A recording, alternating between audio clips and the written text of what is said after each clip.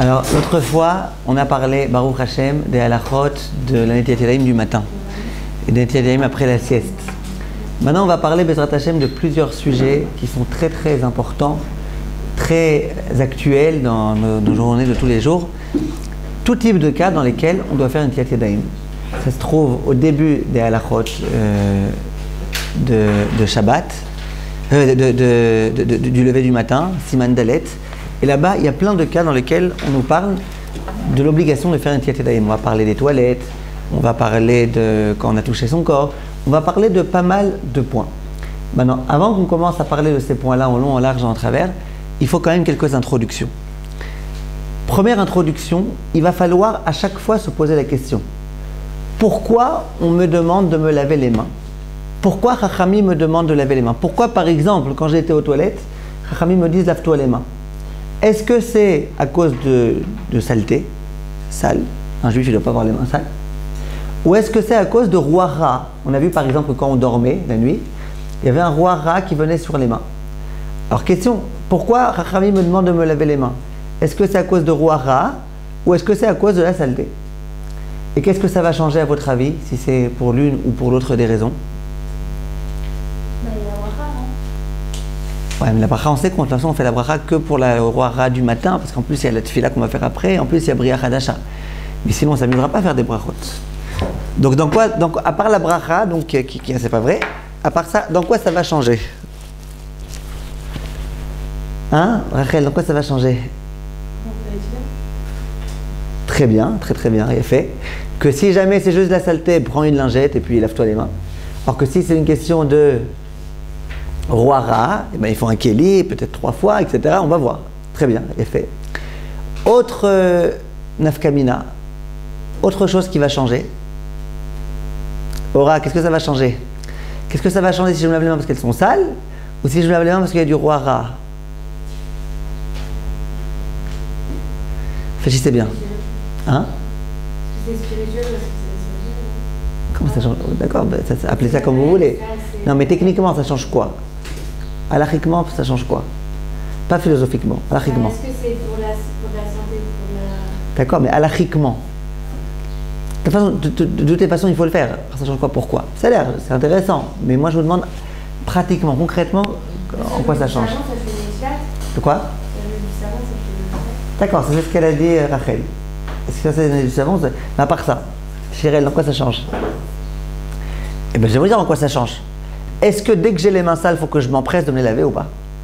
Si je considère que c'est juste une question de saleté, tu as touché tes chaussures, c'est sale, tu as tes mains pleines de boue, ça a l'air. Il n'y a pas d'interdiction à un juif d'avoir les mains pleines de boue. Il y a juste un problème de réciter une bracha quand tu as les mains pleines de boue, d'étudier la Torah quand tu as les mains pleines de boue. Mais si tu veux avec les mains pleines de boue passer ton temps, pas de problème.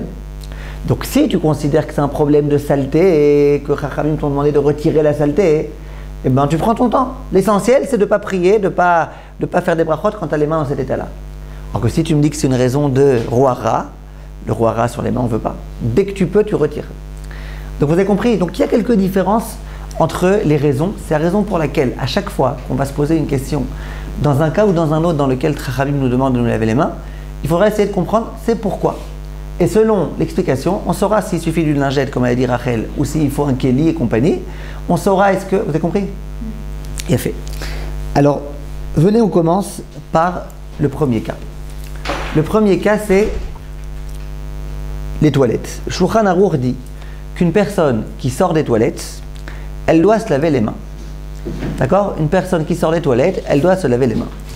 Dit le Mishnah Brura, Afilu lo asat rachav. C'est pas simplement s'il est aux toilettes qu'il a fait ses besoins, qu'il doit se laver les mains. Même s'il est juste rentré dans cette pièce, dans cette salle qui s'appelle les toilettes, et qu'il ne s'est pas sali les mains, il doit quand même faire. Vechen betamechat, ça fiche lolo rachatsa, même de la même façon dans une baignoire, même si c'est pas baigné. Ou mishum ruach ra sheshora beelu amekomot.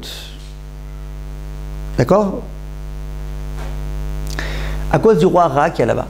Ça veut dire, nous en général on a l'impression que quand on va aux toilettes, pourquoi on doit se laver les mains? Parce qu'on s'est sali les mains avec les saletés qu'il y a aux toilettes. C'est pas vrai. Même si tu es rentré aux toilettes et que tu n'as pas fait tes besoins, il faut te laver les mains. On va essayer de réfléchir après aux toilettes d'aujourd'hui, etc. On va rentrer dans beaucoup de détails, vous allez voir. Mais pour l'instant, Halacha, Shulchan Aruch, Chafetz Chaim, c'est quoi? quand tu as été aux toilettes, quand tu étais dans la salle qui s'appelle toilette, même si tu n'as pas fait tes besoins, tu dois te laver les mains ensuite. Pourquoi? Tu étais dans un endroit dans lequel il y a du roi Ra qui règne. Mais tu l'as aussi. C'est roi Ra, c'est Netila. C'est Netila, il faut se laver les mains avec un Kéli et compagnie. Maintenant, donc premièrement, le plus vite possible. Dès que tu es sorti des toilettes, le plus vite possible, tu te laves les mains. Deuxièmement, si tu peux avec un Kéli. Maintenant, est-ce que le Kéli, ça veut dire, vous savez qu'il y a des gens quand ils se lavent les mains, quand ils sortent des toilettes, ils font avec Kéli, il y en a qui font sans Kéli. Il y en a qui font 3 fois, il y en a qui font pas 3 fois. Est-ce que c'est obligatoire ou pas? Alors je vais vous dire, ça c'est une grande marloquette à poskim. Par exemple, le Kéli, est-ce que c'est obligé d'avoir un Kéli? Le Elia Rabba et le Chida, il dit c'est pas la peine de faire un Kéli. Tu peux faire 3 fois sans Kéli, c'est suffisant. Alors que le Shla Kadosh, le Lefraïm, le Chesed la Alafim, eux disent qu'il faut un Kéli. Qui dit qu'il y a Le Chida dit c'est pas la peine. Retenez un nom. Le Chida dit c'est pas la peine, le Lefraïm il dit qu'il faut. Maintenant, est-ce qu'il faut faire 3 fois ou pas? Le Magen Avraham il dit c'est pas la peine. Le Chida aussi dit c'est pas la peine. Alors que le Sefer Echal HaKodesh il dit il faut 3 fois. Le Kaf HaChaim c'est comme ça qu'il est posé. Donc le Chida lui il te dit ni Kéli ni 3 fois.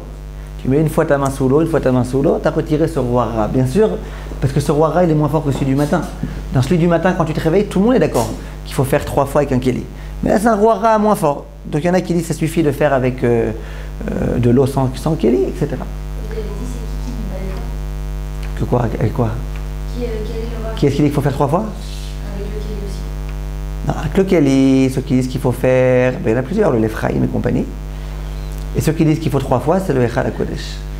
L'un des poskim, Echal HaKodesh. Et le Echal HaKodesh.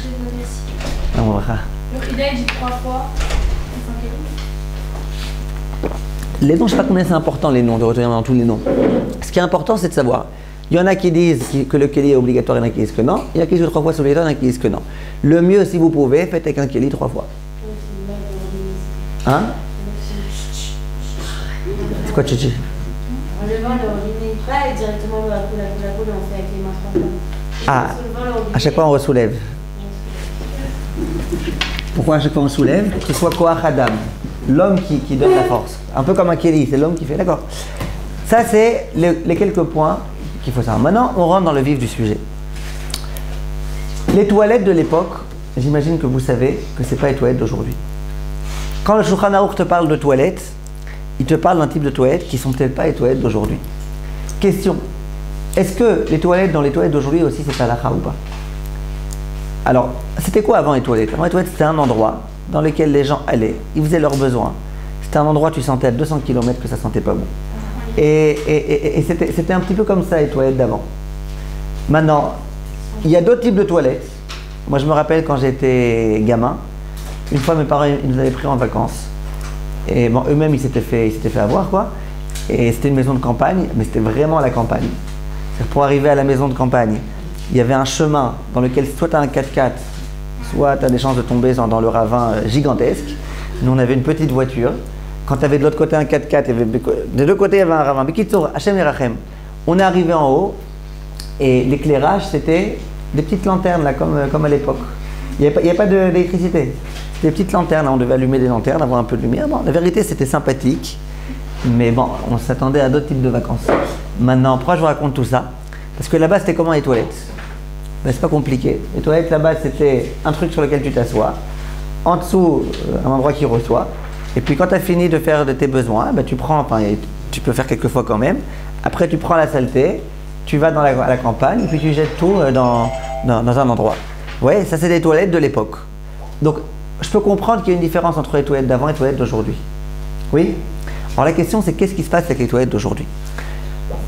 Alors... Votre téléphone? Sachez que déjà à l'époque de la Gemara, il y avait 2 types de toilettes. Il y avait les toilettes qui s'appelaient les toilettes des Parsaïm. C'est quoi les toilettes des Parsaïm? Ben, c'était pas compliqué. Il y avait dans la terre, il y avait un petit trou. Et ce trou-là, il était en corrélation. Non, il était baissé, il était incliné. Et puis quand on faisait ses besoins, ça ne restait pas sur place. Immédiatement, ça s'évacuait. Maintenant, c'était sophistiqué. Alors, ce n'était pas les toilettes où les besoins ils restent sur place. C'était immédiatement, il s'évacuait. Ça s'appelle les toilettes des parsim. Maintenant, la question que les poskim se sont posées, est-ce que les toilettes des parsim aussi, tu considères qu'à l'endroit donné, il y a du roi rat ou pas? Qu'à un endroit où il y a sans arrêt plein de saleté, etc., que ça pue et tout, que là-bas il y a du roi rat, je comprends. Mais là, ça racole, ça va. Quand on fait, ça coule immédiatement. Donc, c'est-à-dire, à l'endroit donné, il n'y a pas de saleté, ça va, la saleté elle reste 3 secondes et puis. Donc, est-ce qu'on considère les toilettes des parsaïm comme étant des toilettes ou pas? Et ça, les poskim, ils se sont longuement interrogés. Maintenant, viennent les poskim zmanenu de notre génération et ils disent aujourd'hui, nos toilettes, c'est encore mieux que les toilettes des parsim. Parce que les toilettes des parsim, il n'y a pas de chasse d'eau. Les toilettes des parsim, c'est vrai que c'était censé, le gros était censé tomber, mais il restait quand même un peu de saleté, des odeurs, des machins. Aujourd'hui, c'est plus comme ça. Aujourd'hui, c'est les toilettes. Dès qu'on a fini, il y a de la chasse d'eau, il y a tout type de produits, etc. Donc au jour d'aujourd'hui, les toilettes, elles sont vraiment propres. Alors, est-ce qu'aujourd'hui, on va continuer à dire que la salle dans laquelle il y a les toilettes, eh ben, il y a du roi rat, et dès que je rentre là-bas, je dois me laver les mains? Ou est-ce qu'on va dire que non? Ça veut dire que le roi rat, ça venait de la saleté. Si, entre autres, roi rat, ça vient de la saleté, du fait que ça pue, des résidus de l'homme. Si, roi rat, c'est ça. D'accord? Maintenant, qu'est-ce que je veux. Donc, on va maintenant diviser notre discours en 2 propos. Le premier propos, maintenant, juste que vous compreniez une chose, parce que je veux absolument que vous sortiez une erreur de votre tête, de votre esprit, absolument. Je vous prends un cas d'école. Imaginez que je vais dans un champ. C-H-A-M-P. Un champ. Un champ dans lequel il n'y a rien, jamais personne n'a fait ses besoins là-bas. Je vais dans un champ. Et, donc ça s'appelle des toilettes, ça s'appelle pas des toilettes. Ça s'appelle un champ. Et là-bas, je fais mes besoins, les mains dans les poches. Ça veut dire vraiment, je touche rien. Mes mains ne sont pas en contact avec quoi que ce soit, ni avec mon corps, ni avec les saletés. D'accord? Mains dans les poches. Ou avec des gants, ou ce que vous voulez. Est-ce que après, je devrais faire un Netilat Yadayim? À Shayatzar, évidemment, tu as fait des besoins, tu fais Shayatzar. Est-ce que je devrais me laver les mains après ou pas? Qui dit oui? Pourquoi? Parce qu'il y a déjà un bon présence. Et alors? Comment? Mais je ne les ai pas touchés. Alors, Hein? il n'y a rien de touché. Rien touché, je vous dis, mains dans les poches. Il était en présence quand même de saleté. Comment il a fait? J'en sais rien. Il a fait les mains, cas d'école. Il a fait les mains dans les poches. C'est faisable. Même, il s'est découvert sans toucher. Alors, il ne veut pas faire une chien. Pour les filles, c'était difficile à comprendre. Pour les garçons, c'est plus simple à comprendre. Si vous avez dit que les besoins, ça représente un pouvoir. Tu as quand même un pouvoir aussi. Non, mais Roara, c'est un endroit réservé à ça où il y a plein de saleté. Une fois Khat Péami, c'est pas moi. Attendez, je vais pas transformer maintenant tout mon champ en des toilettes parce qu'un jour j'ai fait une idiotie de faire mes besoins là-bas. Alors, Vous suivez ou pas? Alors, qu'est-ce que vous dites, Déborah? Eh bien, aussi choquant que ça puisse être, ça puisse paraître, j'ai pas besoin de faire un Netilat. À Sharetzar, je ferais, j'étais aux toilettes, j'ai fait mes besoins, je vais faire Sharetzar. Mais Netilat, c'est pas la peine. Pourquoi? Parce qu'il y a 2 raisons de devoir faire Netilat. Il n'y en a pas 10. Soit quand je me suis sali les mains, donc effectivement, si j'ai dû, pour me déshabiller, me toucher mon corps des parties cachées, que j'ai dû en m'essuyant, me salir un peu les mains, là évidemment que je devrais me laver les mains. Soit Roara. Alors si je suis dans un champ, il n'y a pas de Roara. Si je ne me suis pas touché quoi que ce soit, je ne suis pas sali les mains. Donc il n'y a pas besoin de faire. Donc juste pour que vous compreniez ça, pour que vous compreniez que le roi rat qu'il y a dans des toilettes, ça n'a aucun rapport avec le fait que moi aujourd'hui j'ai fait mes besoins. Très bien. Donc les différentes questions qu'on va se poser aujourd'hui, dans un premier temps, c'est est-ce que effectivement au jour d'aujourd'hui, dès que je rentre dans des toilettes, sans faire mes besoins, je dois faire Netilat? Deuxième question que je vais me poser, si j'ai des toilettes plus salle de bain, comme c'est le cas fréquemment, et est-ce que j'ai besoin de le faire ou pas? Vous comprenez les cas de figure? Alors venez, on commence par le commencement. Et vous allez voir que ça va beaucoup vous aider, si vous ne connaissiez pas cette halakha jusqu'à présent. Ça va beaucoup vous aider. Une fois, il y a quelques années, j'ai fait ce cours, et il y avait une femme qui était là, elle me dit, vous m'avez sauvé la vie. Je dis, pourquoi? Elle me dit, parce que ma buanderie, pour y arriver, il faut passer par une toilette salle de bain. Elle me dit, et mon mari, à chaque fois que j'entre, il me dit de faire Netilat. À chaque fois que je sors, il me dit de faire Netilat. À la fin, j'ai des crevasses dans mes mains. Donc, vous m'avez sauvé la vie. Maintenant, il ne suffit pas de vous dire que je vous ai sauvé la vie, il faut essayer de comprendre comment et pourquoi et quoi.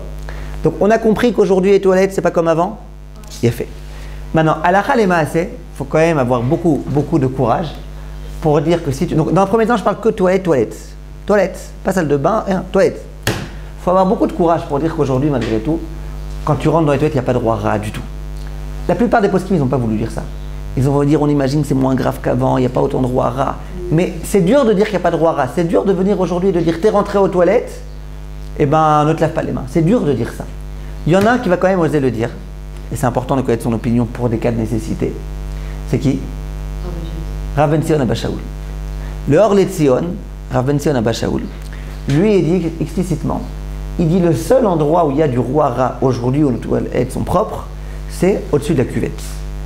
Si tu mets ta main au-dessus de la cuvette, pas dedans, au-dessus, même au-dessus, tu mets ta main sur la surface qui est au-dessus, sur l'air qui est, sur l'espace qui est au-dessus de la cuvette, eh ben, tu dois faire Netilat Yadayim. Mais si tu es rentré dans un endroit qui n'est que toilette, mais tu n'as pas mis ta main à cet endroit-là, c'est pas la peine de faire Netilat. Ça, c'est Rav Ben Zion Abba Shaul. C'est une opinion qui est assez unique, parce que personne n'était dans son sens. La plupart des poskim Zmanenu qui auraient bien aimé autoriser, ils disent ah, c'est difficile d'autoriser. Mais lui, il autorise. Bon, pourquoi c'est important de savoir que lui, il autorise? Il y a une femme qui m'a posé la question. Elle est agente immobilière. Elle me dit toute la journée, je présente des maisons aux gens. Quand je présente des maisons, j'en propose aussi, je leur montre aussi les toilettes. Maintenant, c'est assez poli que l'agente elle-même, elle ouvre la porte. Genre, voilà, je vous montre les toilettes, vous pouvez rentrer. Donc elle me dit, si à chaque fois que j'ouvre la porte et que je rentre dans les toilettes en plus, je dois faire un Netilat, parfois c'est un peu fatigant. Alors, si elle veut vraiment pouvoir se reposer sur le Rav Ben Zion, qui dit que tant que tu ne mets pas ta main là-bas, c'est Besséder, eh ben c'est Besséder. Hein? Les maisons immobilières, souvent ils sont propres, ils sont nettoyés, les toilettes. Dans les maisons immobilières, c'est... D'accord, mais si on dit qu'il y a du roi rat comme il y avait à l'époque, et qu'on n'accepte pas le chidouche du Rav Ben Zion Abba Shaul, il faudrait faire un Netilat. Si c'est que toi, il faudrait faire un Netilat. D'accord? Donc, venez, on résume. Toilette qui est que toilette, les khatrila, si on peut, on essaye de considérer que c'est metamet ayadaim. Quand on est rentré là-bas, tout le corps, on doit faire après, c'est bien de faire Netilat Yadayim. D'accord? Après, on parlera du cas où on n'a pas d'autre choix. Ça, c'est la première halakha. Maintenant, qu'en sera-t-il du cas où j'ai toilette plus salle de bain? Alors là, vous serez d'accord avec moi que c'est beaucoup plus simple d'autoriser. Parce que quand tu as toilette, tu peux dire que c'est des toilettes. Alors, les toilettes, on a toujours interdit, c'est interdit, roi, rat. Maintenant, quand une pièce, elle n'est pas que toilette. Pour vous donner un exemple, imaginez qu'on décide, parce qu'il n'y a pas de place ailleurs ou quoi, de mettre des toilettes dans ce petit coin. On va dire dans toute la salle, dès que tu as rentré ton doigt dans cette salle, il faut faire un Netilat Yadayim. C'est bizarre. Toute la salle, elle va devenir toilette parce qu'à un endroit donné, tu as mis des toilettes. Vous êtes d'accord que c'est un peu bizarre? Maintenant, elle m'a la saute. Des toilettes de 2 mètres ou de 4 mètres ou de 200 mètres, c'est des toilettes. Alors, si c'est des toilettes dans lesquelles la seule fonction c'est de faire des toilettes, tu peux dire c'est roi rat, c'est un endroit qui est fait pour faire ses besoins, c'est roi rat. Mais si c'est pas que ça, c'est toilette plus salle de bain. Alors là, qu'est-ce qui se passe? C'est déjà plus les toilettes, on ne dit pas que c'est des toilettes. Quelquefois, tu es là-bas pour faire tes besoins, quelquefois, tu es là-bas pour prendre ta douche, quelquefois, tu es là-bas pour te pomponner devant ton miroir, quelquefois, tu es là-bas pour prendre des médicaments dans l'armoire à pharmacie. C'est un endroit Rav Shimouchi, comme on dit en hébreu, multi. Tu vois? Hein? C'est un endroit, c'est le rôle cette fois-ci, c'est un endroit multifonctionnel. Et donc quoi? Et donc quoi? Et donc quoi? Donc c'est pas vrai de dire que c'est que des toilettes. Alors là, les poskim Zmanenu, ils disent écoute, déjà les toilettes, aujourd'hui on aurait dû autoriser, elles sont propres. Mais en plus, c'est pas que toilettes, c'est toilettes plus salle de bain. Ça, la plupart des poskim Zmanenu, les décisionnaires contemporains, ils s'accordent pour dire que ça s'appelle pas des toilettes. Quand tu rentres dans le toilette, je dis pas que si tu mets ta main sur la cuvette, mais je parle ça. Tu rentres dans salle de bain plus toilette. Au jour d'aujourd'hui où tout est propre, tu ne peux pas me dire que c'est des toilettes, hein, c'est pas des toilettes, salle de bain plus toilette. Là, la plupart des poskim Zmanenu disent qu'il n'y a pas de problème et tu peux très bien, si tu veux, rentrer là-bas. Et tant que tu rentres, tu ne fais que rentrer là-bas, eh ben, tu n'as pas besoin de faire Netilat Yadayim. Donc pour cette dame-là, qui avait des toilettes plus salle de bain qui menaient vers sa buanderie, c'est pas à chaque fois qu'elle rentre qu'elle doit se laver les mains, à chaque fois qu'elle sort qu'elle doit se laver les mains. Puisque là-bas, c'est un lieu de passage, c'est comme un couloir. Que dans les couloirs, il y a entre autres des toilettes, c'est vrai, mais c'est un couloir. Un couloir, c'est pas des toilettes. Comme ça, la plupart des poskim Zmanenu disent. Maintenant, je ne vais pas vous cacher quelque chose. Quelquefois, c'est possible à faire et c'est assez facile. Celui qui veut bien faire, c'est-à-dire qui veut tenir compte de l'opinion selon laquelle la salle de bain, salle de bain toilette c'est aussi un problème. Comment je fais? J'ai chez moi salle de bain plus toilette. Et je vais être mahmir, le plus mahmir du monde. Bon, t'as des toilettes. Alors, tu me dis oui mais le Rav des poskim me disent que t'as quand même des toilettes. Comment faire pour transformer ma salle de bain toilette en que salle de bain et en n'ayant pas besoin de détruire mes toilettes? Odélia, comment je fais? Toilette plus salle de bain, je veux garder mes toilettes plus salle de bain, mais je veux pouvoir rentrer là-bas, même en étant hyper mahmir et en n'ayant pas de problème. Oh. Alors, le Rav Auerbach, il dit un petit rideau. Tu mets un petit rideau devant tes toilettes. Comme ça, ta salle de bain, c'est plus qu'une salle de bain. Les toilettes, c'est derrière le rideau. Si tu rentres derrière le rideau, tu devrais faire là. Maintenant, il y a un autre conseil qui est plus accepté que celui-là. Ce qui s'appelle une tsurat apetach. Tsurat apetach, c'est quoi? Tsurat apetach, c'est si tu mets un poteau ici, une espèce de tige comme ça, un poteau en haut et un poteau en bas, ça s'appelle une tsurat apetach. D'après la halakha, je considère ça comme étant une porte. Vous voyez la porte là qui est derrière vous? C'est une tsurat apetach, sauf qu'en dehors de la tsurat apetach, il y a aussi une porte. Qui dit ça? Attendez, une seconde avant qui? Si vous enlevez la porte, mais vous laissez cette tsurat apetach, c'est-à-dire la forme, là, les morceaux en fer, vous les laissez. Ouais. Est-ce que ça s'appelle une porte? Ouais. Oui. Est-ce que ça s'appelle un réchout à part, cette pièce-là de l'autre? Oui. Est-ce que vous devrez mettre une mezouza? Là par exemple, enlevez la porte. Enlevez la porte de Segou. Vous laissez que le marron. Est-ce que vous êtes d'accord que ça s'appelle quand même une porte? Oui. Est-ce que vous êtes d'accord qu'il faudra mettre une mezouza? Oui. Sans bracha, mais il faudra mettre une mezouza. Est-ce que vous êtes d'accord que ça s'appelle un autre réchout, un autre domaine? Oui. Pour plein de halachot, les chot Shabbat, les chot réchouyot, dans plein de choses, ça s'appellera que c'est un autre réchout. D'accord? Imaginez que vous avez les toilettes juste derrière et vous avez le tsurat apetach. On considérera que c'est une autre pièce? Oui. Alors bien les poskim disent si tu peux, il y a des cas dans lesquels c'est très facile. Par exemple, souvent ça arrive que là par exemple, souvent ça arrive ah excusez-moi. Non, c'est pas grave. Souvent, vous voyez le frigo là? Souvent ça arrive que dans des toilettes, il y ait un endroit un peu rentré comme ça. Ça veut dire que le frigo c'est comme un mur, il est plus espacé, hein. C'est comme un mur, là il y a comme un mur, et les toilettes elles sont là-bas, plus de place, d'accord? Maintenant, dans ce cas-là, qu'est-ce que tu fais? Les murs ils sont déjà prêts, donc tu mets juste ici un petit poteau, ici un petit poteau, ici un petit poteau, et c'est terminé, on considère ces toilettes comme étant à part, bien que tu les vois. C'est pas grave, d'après la race, ça s'appelle un domaine à part, c'est considéré comme étant un autre reshoot, et donc quoi? Et donc je considère ça comme étant un autre reshoot. Donc ceux qui veulent bien faire, et qui peuvent, parfois les toilettes elles sont dans un endroit où c'est très difficile, ça faudrait vraiment construire tout un binyan pour le faire. Mais si c'est un endroit comme ça un peu entré, et bien souvent on peut très bien mettre, soit on met un rideau, soit on met une tsurat apetach, et ça les poskim, tous les poskim disent que ça marche. Tsurat apetach, tous les poskim disent que ça marche. D'accord? Mais je vous répète, à un endroit où il n'y a pas de tsurat apetach, c'est pas pour autant que dès que vous êtes entré dans cet endroit-là qui s'appelle salle de bain plus toilette, il faut se laver les mains. Donc résumé, salle de bain tout seul, ça on l'a même pas dit encore, donc c'est même pas qu'un résumé. Salle de bain toute seule, bien qu'à l'époque, vous avez vu, je vous l'ai lu dans le Mishnah Berurah, à l'époque, dans les salles de bain, il fallait faire Netilat Yadayim. Pourquoi? À l'époque, c'était sale, c'était machin. Aujourd'hui, les salles de bain, elles sont clean, elles sont impeccables. Salle de bain, c'est pas la peine de faire Netilat Yadayim. Rav Steinbuch dit que même si tu as fait rentrer de la nourriture dans la salle de bain, aujourd'hui, il n'y a aucun problème. Salle de bain d'aujourd'hui, il n'y a aucun problème. Donc, salle de bain, c'est pas la peine de faire Netilat. Toilette tout seul, à part le Rabben Zion Abba Shaul qui autorise de ne pas faire Netilat, la plupart des poskim disent qu'il faut faire Netilat. Salle de bain plus toilette, robe à poskim, la majorité des poskim ils disent qu'il n'y a pas de problème. Maintenant, venez on réfléchit à quelques cas intéressants. Imaginez que je sois, je sais pas, dans un hôtel, dans je sais pas où, dans un hôpital ou je sais pas où, et donc je suis là-bas, et les seules toilettes qu'on met à ma disposition, c'est des toilettes dans lesquelles il n'y a que toilettes. Donc je rentre là-bas, parce que j'ai besoin de rentrer, je sais pas, Stam, pour chercher quelque chose qui est là-bas. Et alors quand je sors, qu'est-ce qu'il faudra que je fasse? Netila. Mais le problème c'est que dans cet endroit-là, il est où le point d'eau? Dans les toilettes. Donc je vais faire Netila pour que dès que j'aurai fait Netila, l'impureté elle revienne. N'oubliez pas, dans les toilettes, le problème c'est Roara, c'est pas saleté. Saleté, je ne suis rien sali quand je suis rentré. La raison pour laquelle on fait Netila quand on a été aux toilettes, c'est à cause du Roara. Oui? Donc tu vas retirer ton Roara, tu n'as même pas le temps de le retirer, il est revenu, tu es dans les toilettes. Comment on fait dans ce cas-là? C'est des cas fréquents, les gens ils sont. Dans l'avion, par exemple, très bien.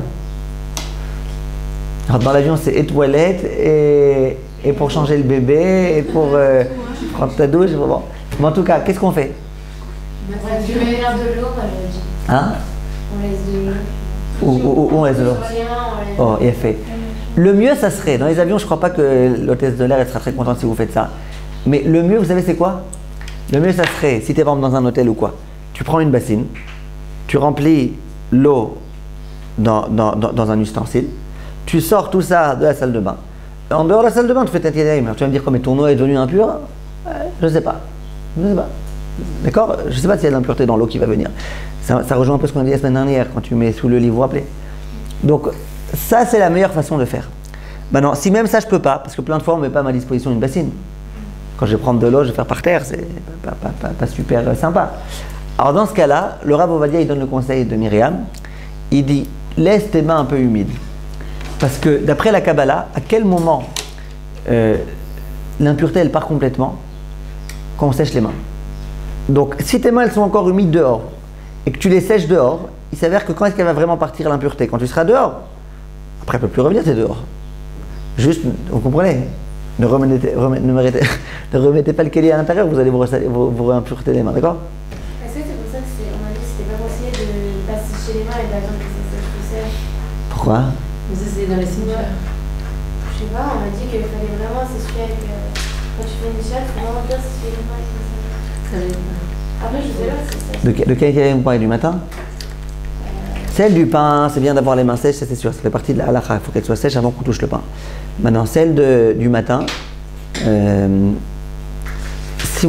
comprends ce que vous dites, mais si vous faites 4 fois, il n'y a plus de problème. Parce que quand on fait 4 fois, la 4e fois, c'est pour évacuer l'eau qui était restée dans la 3e fois. Ou alors vous essuyez les mains. Et c'est d'après les toilettes, si ça sèche tout seul avec une serviette, c'est pas grave. Là, le roi est beaucoup moins grave. Vous voyez bien qu'il y en a plein qui ne savent pas à peine 3 fois, même une fois ça suffit. Non, c'est mes salaires. Mais c'est l'air. Vous avez pas dit c'est qui les raves qui parlent de Tous, Rav Ben Sion, tous les postes qui Rav Shlomo Zman Auerbach, tous les postes qui Zman ils disent que ça marche. Ça, la Tzourat HaPetach, c'est pas un chidouche de dire que ça marche. Le chidouche, c'est dire que même un rideau, ça marche. Parce que le rideau, imaginez, je fais une souka avec des rideaux. Pas des rideaux attachés, des rideaux juste en haut. Dès qu'il y a un petit coup de vent, la souka n'est pas cachère. Donc là, tu mets un rideau, d'accord. Si tu mets un rideau que tu attaches aussi en bas, aussi au milieu, aussi machin, ça s'appelle plus un rideau. Un rideau, c'est pas très attaché. Le ridouche, je veux dire, ça marche parce que tu ne les vois pas et ouais, ça c'est un ridouche. Ça, il faut Rav Auerbach pour le dire. D'accord, c'est clair? Top, on continue.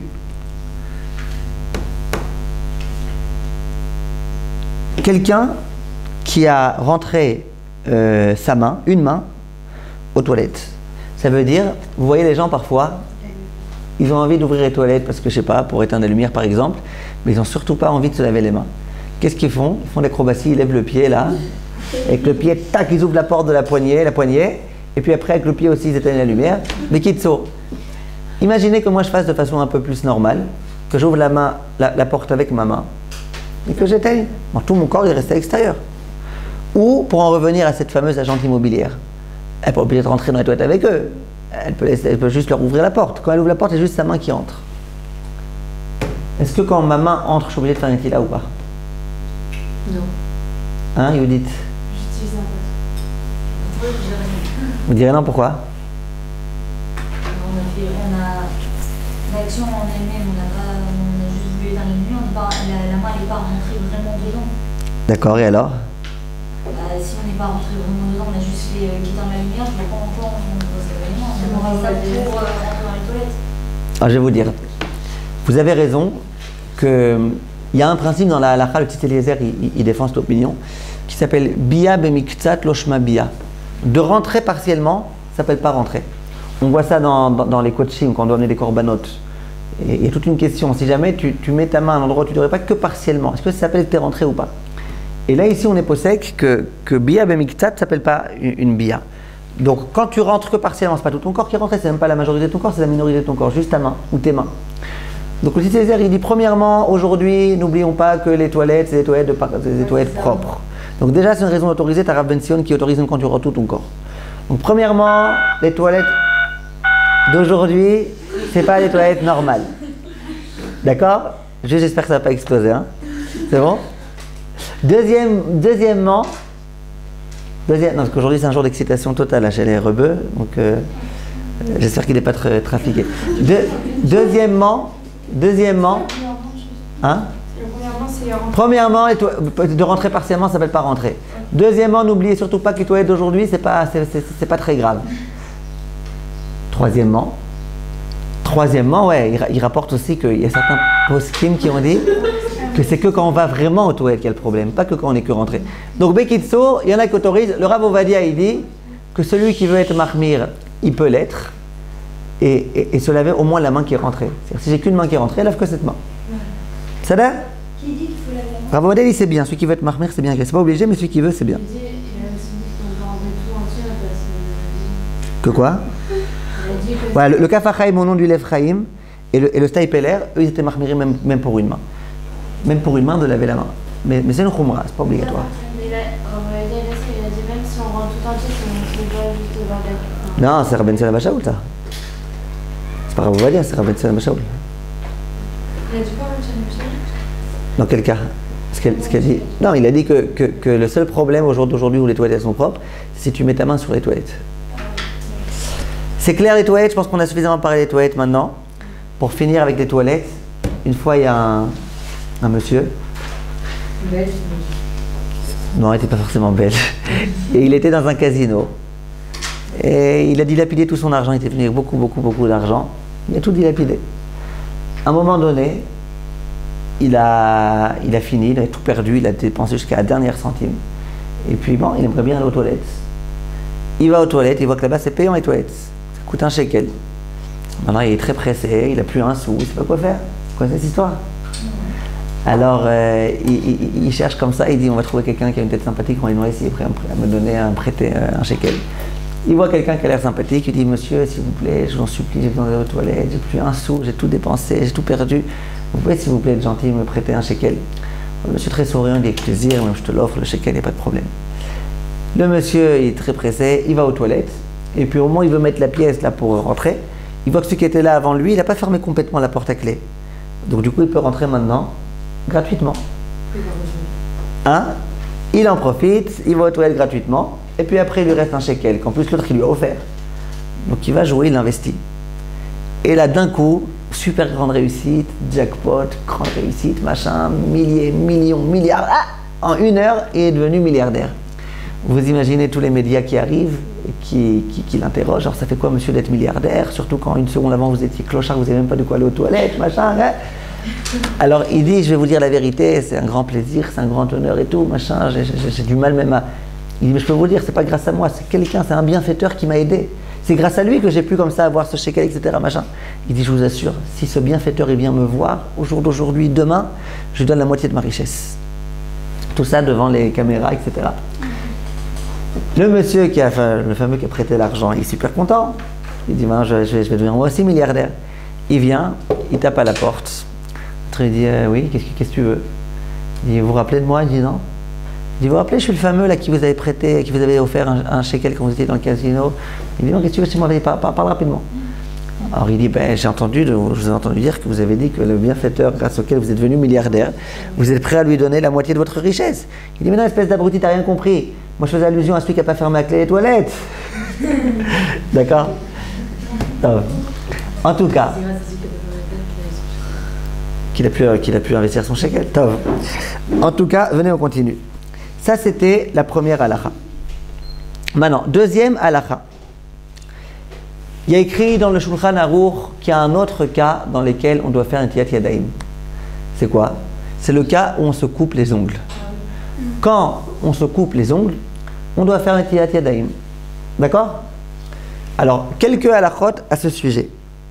Il y a écrit dans le Kafachaim, même s'il n'a pas fait tous les ongles, qu'une partie des ongles, il doit faire. Oui? Vous entendez ou pas? Oui, oui. Maintenant, s'il y a d'autres personnes qui me coupent les ongles à moi. C'est lui qui doit faire. Les deux, il doit faire les chimères. Non, celui-là qui coupe. Que quoi? Les deux personnes, celui qui coupe et celui Celui-là qui coupe qui doit faire. Les deux doivent faire.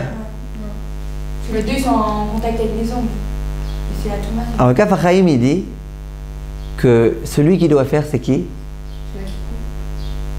C'est l'autre. C'est celui auquel on a coupé. Le Kaf HaChaim, il dit si quelqu'un vient me couper à moi les ongles, moi, je dois faire la Netilat Yadayim, et lui, il n'a pas besoin. Et il dit le Kaf HaChaim, pourquoi? Si on considérait que la raison pour laquelle il faut se laver les mains, c'est parce que les ongles, c'est dégoûtant. Et donc c'est mi-ous, c'est sale. Alors là, celui qui a coupé, a fortiori, c'est lui qui a touché les ongles, c'est lui qui a touché cette partie-là dégoûtante. Simplement, le Kaf HaChaim, c'est pas ça. Pourquoi on doit faire Netilat Yadayim? À cause de Roara? Oui. Alors si on fait à cause de Roara, alors vous allez me demander, alors pourquoi celui qui a touché ce truc? Ça, c'est une bonne question. Je vous ai dit, en Roara, on ne s'y connaît pas tellement. Mais le Roara, il est sur les doigts de celui auquel on a coupé les ongles. Il y a un Roara. Donc celui auquel j'ai coupé un ongle, souvent les mamans, elles coupent les ongles à leurs enfants. Quand une maman, elle coupe un ongle à son enfant, la maman, elle n'a pas besoin du tout de faire un Netilat Yadayim. Par contre, l'enfant lui-même, s'il est en âge de faire un Netilat Yadayim, il doit faire un Netilat Yadayim. D'accord? Maintenant, oui, comme c'est à cause de Roara, eh ben c'est bien de faire avec un Kéli, 3 fois comme on peut, etc. Et ça ne suffit pas juste de nettoyer. Maintenant, question. Question qui m'a été posée une fois. Non, après j'arrive à cette question. Question très simple. Quelqu'un qui se ronge les ongles. Il y a des gens qui se rongent les ongles. Maintenant, les gens qui se rongent les ongles, ils passent leur journée à se ronger les ongles, c'est nerveux. Et du coup, ils devraient passer leur journée à faire Netila. Puisqu'à chaque fois, ils se rongent les ongles. Maintenant, il n'y a pas écrit que c'est d'Afka quand on se coupe avec un Kéli qu'il faut. Peu importe avec quoi tu te coupes, tu t'es coupé les ongles, il faut faire. Donc, la question qui a été posée à certains Chachamim, c'est comment on peut légitimer les gens aujourd'hui qui passent leur temps le doigt dans la bouche et qui pourtant ne passent pas leur temps à faire Netila. Et du Roara, puisque on se ronge les ongles. Oui? Qui est-ce qui peut m'aider? Simcha, vous pouvez m'aider? Essayez de m'aider à légitimer cette personne-là. Son but, c'est pas de couper les ongles de bas. Hein? Son but, c'est pas de se couper les ongles. Et alors, très bien, et alors? C'est qu'à une certaine mesure. Quand on se coupe les ongles. Il a fait. Alors, je vais arriver à ça, très bien, très bien. Qu'est-ce que vous dites d'autre, Simcha? En plus, ça fait pas. Hein, Simcha? Elle est où votre copine, Bracha? Elle est pas là? Elle est malade. Ah, réfléchissez les mains. Hein? Ah, réfléchissez les mains. Bonjour. Ouais. Parce que les ongles, elle fait pas la manucure, elle juste coupe un ongle comme ça. Non, mais c'est pas juste. Mais qui a parlé de manucure? Qui a dit que ça dépendait de manucure? Non, mais ça dépend peut-être si tu t'investis beaucoup, si tu fais tous les jours. Si tu fais comme ça, je trouve ça un peu. Est-ce que c'est le fait d'avaler aussi? Non. Non, ça n'a qu'un rapport. Il y a du roi-rat, c'est les axes, vous dites. Je vais vous dire.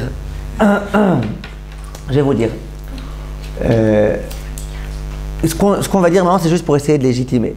La raison d'abord, la plus évidente, à mon avis, ça je vous le dis entre nous, à mon avis, c'est que la plupart du temps, elle retire rien.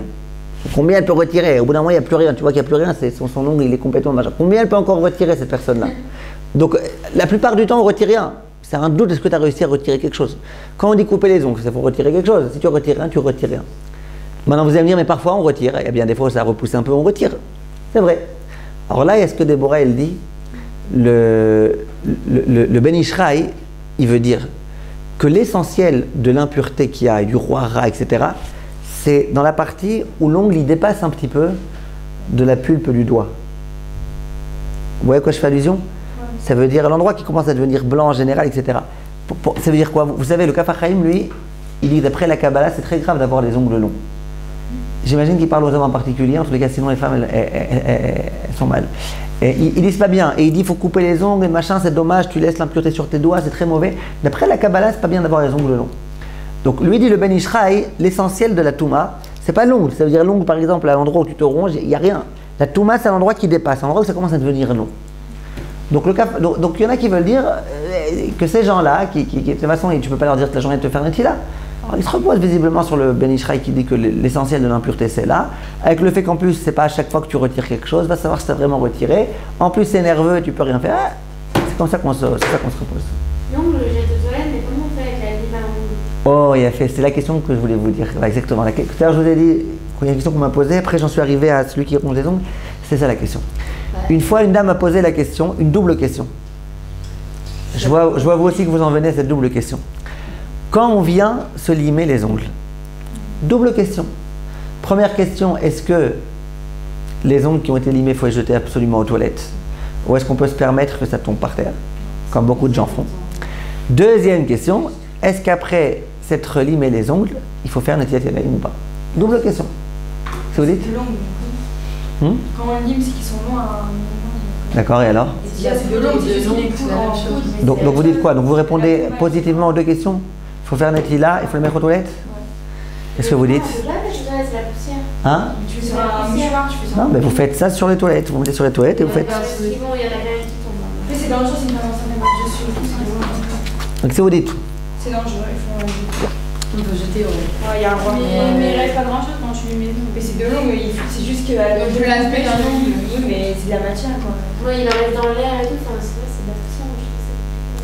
Alors je vais vous dire comment je lui ai répondu. Je lui ai répondu de cette façon-là. Tout d'abord, première question. Pourquoi Béhémet, les ongles, il est écrit dans la Gemara comme ça, dans Masra de Vakama, que les ongles, celui qui est tzaddik, qu'est-ce qu'il fait? Il les enterre. Celui qui est racha, il les jette par terre. Et celui qui est chassid, il les brûle. Comment vous connaissez cette Gemara? On a fait à On a fait la Achot Shabbat. Ah, couper les ongles vendredi. Vous vous rappelez dans quel ordre il faut faire? Yaché. Alors, d'accord, donc il est écrit comme ça.